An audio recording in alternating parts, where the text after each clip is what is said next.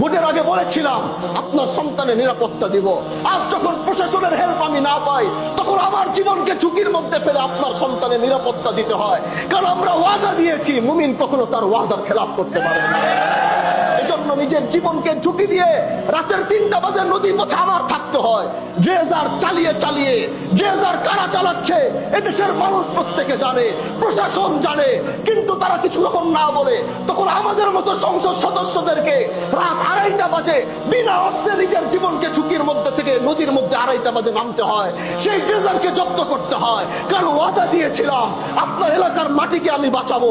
যখন তারা বাঁচাইতে না পারছে তখন আমার মতো সংসদ সদস্য জীবনের ঝুঁকি নিয়ে রাতের 2:30 বাজে নদীর পথে পরিবিধান দিয়ে। এগুলো আমরা ওয়াদা, আমাদের ওয়াদা রক্ষা করতে গিয়ে আমরা মরতে পারি। আল্লাহর কাছে দাঁড়িয়ে বলবো, জনগণকে বলেছিলাম, সেই কথা রাখতে গিয়ে রাস্তার ভিতরে মৃত্যু হয়েছে।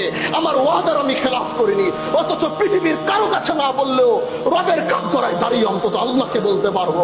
এজন্য আমরা যা ওয়াদা করেছি, আমাদের রক্ত, আমাদের জীবন দিয়ে আমরা আমাদের ওয়াদা রক্ষা করবো। সাথে থাকবেন তো? বলেন, পাশে থাকবেন তো ইনশাআল্লাহ? সাথে আর পাশে থেকে ন্যায় এবং ইনসাফের এই লড়াই চালিয়ে যেতে পারবেন তো ইনশাআল্লাহ? যারা আজকের এই আয়োজন করেছেন, হাজী শরীয়তুল্লাহ সমাজ কল্যাণ পরিষদ সহ সবাইকে আন্তরিক মোবারকবাদ জানাচ্ছি, সবাইকে ধন্যবাদ জানাচ্ছি। আমি নিজেও আসতে পেরে নিজেকে ভাগ্যবান মনে করছি। হায়াতে যদি বেঁচে থাকবো, একবার আর দুইবার নয়, বারবার আসবো, বারবার আপনাদের সাথে দেখা করব, বারবার আপনাদের পাশে আসব, আপনাদের পাশে দাঁড়াবো। আমার জন্য খাস করে দোয়া করবেন।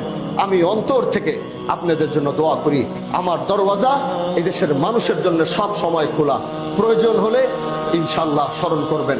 ভালো থাকবেন, সুস্থ থাকবেন। আসসালামু আলাইকুম ওয়া রাহমাতুল্লাহি ওয়া বারাকাতুহু।